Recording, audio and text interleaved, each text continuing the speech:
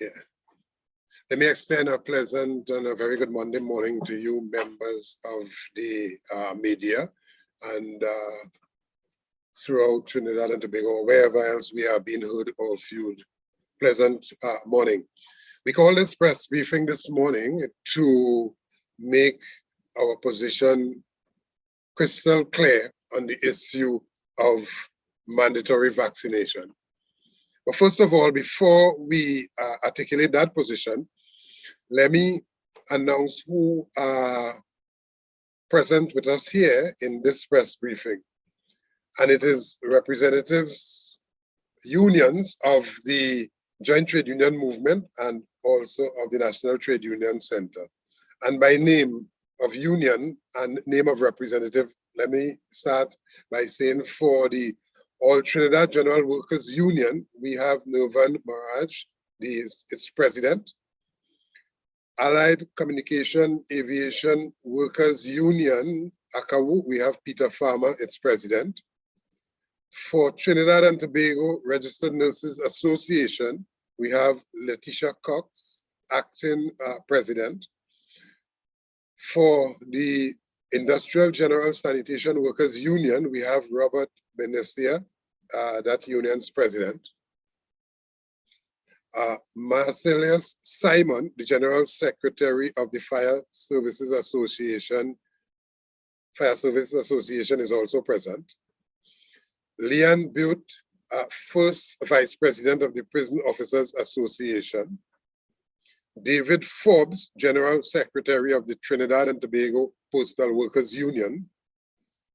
Derek Richardson, President of the Estate Police Association. Cassandra Tommy, General Secretary of the Amalgamated Workers Union. Timothy Bailey, President of the Steelworkers Union of Trinidad and Tobago. We also have present Trevor Johnson, General Secretary of the Banking Insurance General Workers Union. Ermin DeBeek, President of the Contractor General Workers Trade Union. Michael Anisette, General Secretary of the National Trade Union Center and the President of the Seamen and Waterfront Workers Union. And of course, myself as the President General of the Oilfields Workers Trade Union and the President of the Joint Trade Union Movement of Trinidad and Tobago. And so again, let me just welcome you members of the media. We call this press briefing to state absolutely clear, without a doubt, what we have been saying for quite a while. And you would recall from Labor Day to thus far, and even the latest opportunity on Friday, we would have made our position clear that the trade union movement is against mandatory vaccination. But before we go into that, let me just put on the table that the trade union movement, the Joint Trade Union Movement, the movement which I have the pride and privilege to represent, our position on vaccination is clear.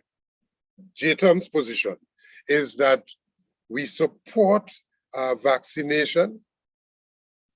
We support our members being vaccinated.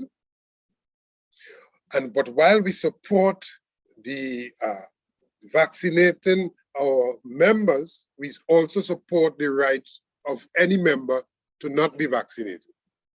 So it's a matter of the respecting and honoring the right of the individual to be vaccinated or not vaccinated. It's a matter of an individual choice.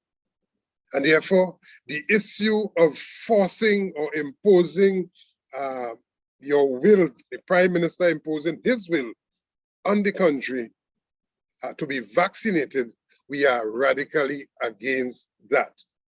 That it has never been a term and condition of my employment to be vaccinated. that my collective agreement or my work arrangement currently does not speak to me being vaccinated as a condition of employment, that it is wrong for anybody to unilaterally impose vaccination on me, on myself or my members. And so there has been absolutely no discussion around this issue at all. And unless and until there's discussion and agreement, which forms part of this whole collective bargaining process, which form part of how we come to an agreement in the first place as a means or a matter of, or part of supporting my terms and condition of employment. Unless that occurs, it is wrong and illegal for anybody to unilaterally impose. I cannot on Monday morning, next Monday morning, or this morning impose something contrary to my terms and condition of work on the employer, and so too he cannot do to me. And therefore the Prime Minister, who represents the government as an employer, it is wrong for him to impose or to suggest that public servants, and let me just say that they are, the Prime Minister and his government is taking advantage of what they see as an opportunity or the vulnerability of the public servants to go after them. This issue will not stop at the public servants. It will go from public servants to public spaces to all employers, and every employer will feel that he can have a field day with this issue now if the government is allowed to get away with this. And in his own arrogant and disrespectful style, the Prime Minister comes and says to the country that you will still have a job, but you would not be paid if you are not vaccinated. What madness is that? And therefore, what they are in fact doing is imposing a condition on me for work. And if I do not adhere to that condition, they are going to, in effect, lock me out from my employment. And therefore, again, we are saying that it is wrong. They want it for quite a while. For quite a while, we were hearing about all of these IMF conditionalities and recommendations and so on. And while we observe that the government callously fold their arms and allow for thousands and thousands and thousands of workers to be retrenched, absolutely nothing is said or done to ensure that workers or people in this country keep their employment. The government allowed for, and in most cases supported that by they themselves reducing the numbers. Now they find a novel way to reduce the numbers in the public service by imposing a condition upon them. We are saying that any employer who chooses to encourage or to request that through the collective bargaining process that I be vaccinated or any worker be vaccinated, that employer must accept full liability for anything that occurs to me going forward after having been vaccinated. That employer should also accept liability for me as a breadwinner for my family if anything should happen to me after being vaccinated. And these are the type of issues that would form part of the wider discussion if when we get into those the collective discussions as to what are the nature of these policies that would require everybody to be vaccinated. The Attorney General is not telling the truth, and this is not the first time he's not telling the truth when he says that the Industrial Relations Act provides for that. It is simply untrue. That process provides for collective discussion and collective bargaining and so on, and that parties can come to an agreement with particular and specific arrangements to treat with this issue or any issue. But in the case of mandatory vaccination, we are saying this morning that we, for yet another time, it is not the first time we are saying it, we are saying that it is not for yet another time that we are radically opposed to that. One should not have to choose to be able to put bread on the table or to accept a vaccine in his or her body that he or she is not in agreement with. And therefore, what in fact we are seeing happening here is a level of holding the public servants to ransom, holding the public service to ransom.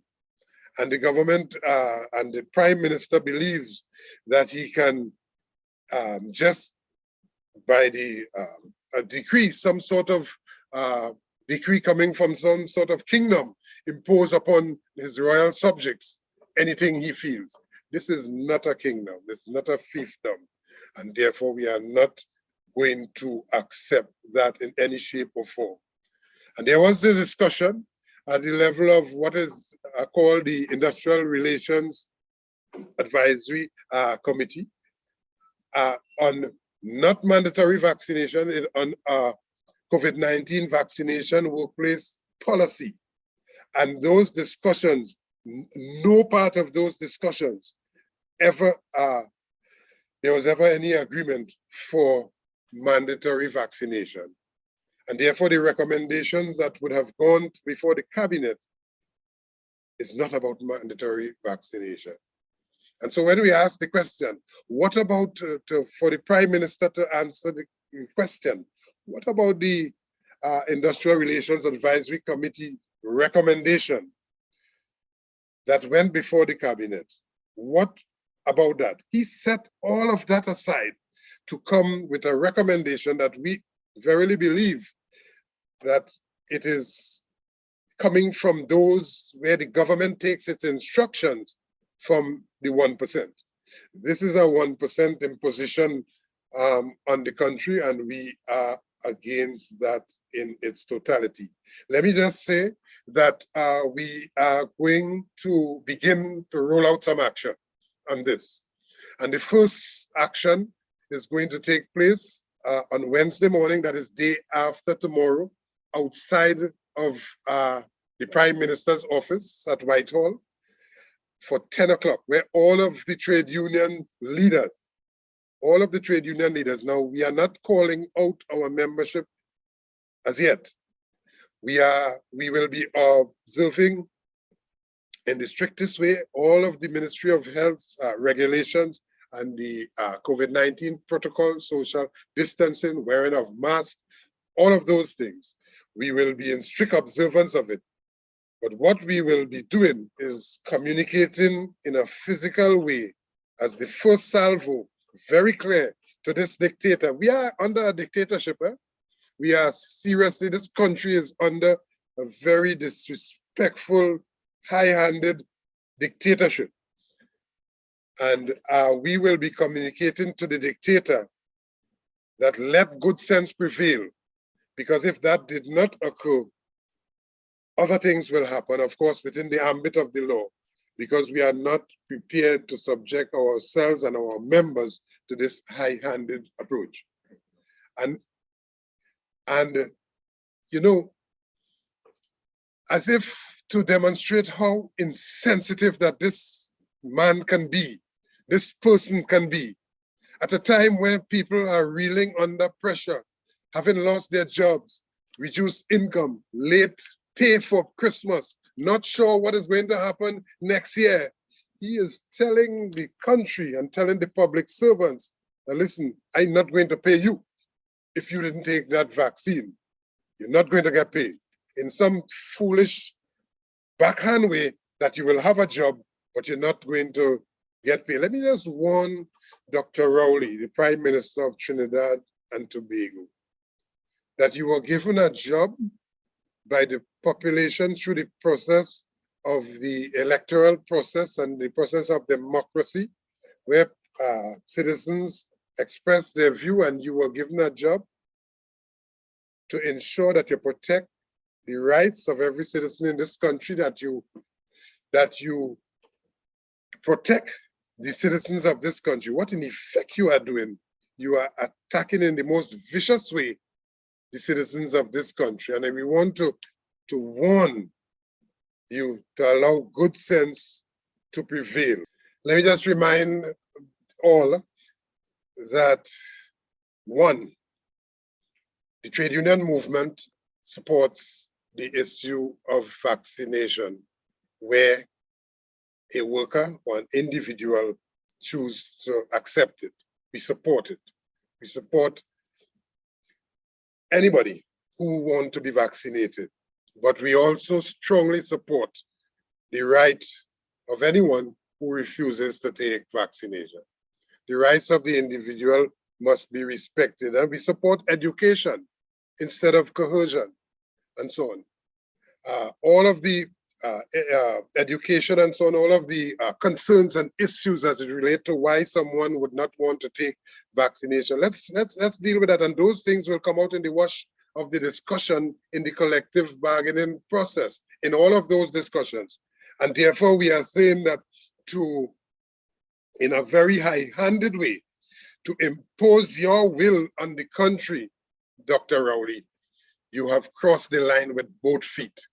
And we are going to, it's not just push back, we are going to radically oppose you and your government imposing your unilateral will on the citizens of this country.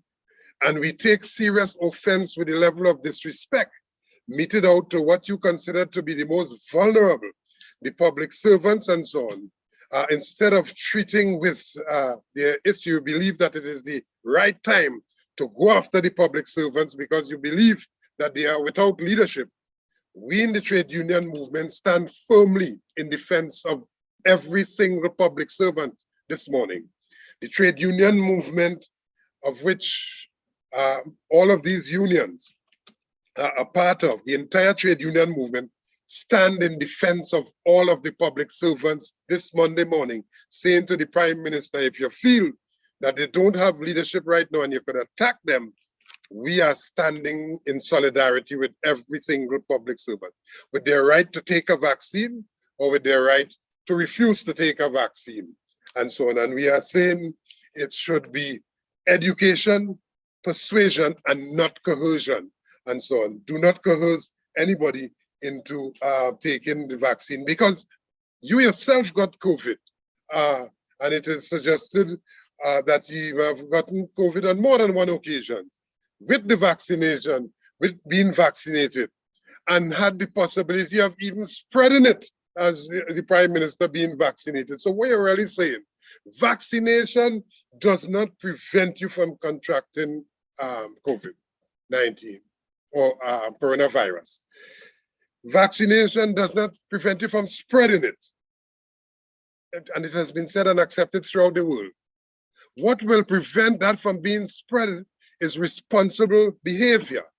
Every individual taking the responsibility to protect himself or herself, to use all of the precautions and so on, to mask, to social distance, to sanitize and so on, to not be in public spaces unnecessarily and so on, not to be moving around, all of those things. Individuals taking particular and specific responsibility, because you can have situations where people are vaccinated, but they are reckless with their behavior, they contract it and they spread it. So I'm at a workplace where everybody now is vaccinated, but they are not responsible and they bring the coronavirus to me. So it is all about a well thought out plan and a well rolled out education plan with respect to the benefits of not vaccination, but the benefits of taking responsibility and everyone having responsible behavior and so on. And therefore, the government now, at their wits' end, not having an answer for not being able to deal with the pandemic, they have thrown their hands in the air, and the Prime Minister comes on his high horse to announce that we will not accept that at all. And those who are saying that no pay for those who do not take the vaccine, I just want to remind him that he is a job that he is performing. And if that job is resulting in me or the workers or people not getting paid, we will really have to consider paying you to not pay me. the population will really have to consider that. But I just want to put back on the table that this morning, the public servants' issues are our issues and vice versa. And that no worker is left alone in the wilderness for him or her to be the subject of attack of some ruthless employer, the likes of the government. Absolutely not. So on Wednesday morning, we will be outside Whitehall. And let me say openly up front that we do not need permission to be outside, standing outside Whitehall, raising objection to the unilateral position of the Prime Minister. I'm saying this in advance to the police, and the police who has instructions otherwise. I'm saying it up front that we do not need permission. We are not marching. We do not need police permission to stand in protest against what has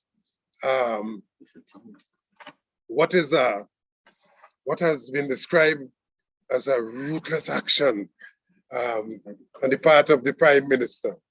And may I remind the population that this pushback or this position of no to mandatory vaccination has the support of the police, fire, and prisons association, joining with the trade union movement in unison to say no to the government's and the Prime Minister mandatory vaccination. When you get vexed and you prescribe, you have the wrong prescription, this is certainly a vexed prescription, a prescription that is not straight, but one that which we certainly will be against in the most forceful way. All the issue of contact tracing. What about the issue of contact tracing? What about the issue of the ministry's ability to give you a test result in record time? All of the infrastructures and so on to really curb the spread of the virus. All of those things have broken down, you know. But now it's all about attack and attack and attack. We are pushing back, and we will be outside the Whitehall come Wednesday morning at 10 a.m. There are a number of other measures which we are currently discussing to be put in place. The liberty to announce that this morning I do not have, and therefore would not, but that rest assured, this issue will not end on Wednesday.